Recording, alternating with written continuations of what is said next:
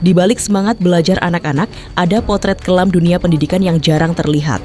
Inilah jembatan penghubung kampung Rawalame dan Rawahuni di Desa Cijati, Kabupaten Cianjur.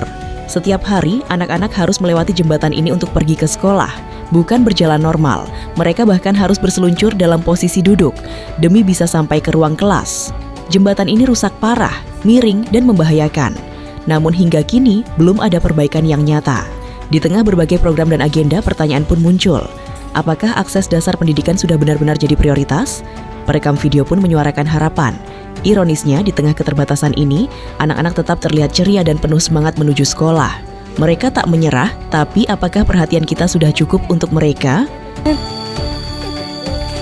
Ya Allah, ya kumaha Pak Dedi ya yang dibantos di daerah Kecamatan Cijati, Desa Cijati nih.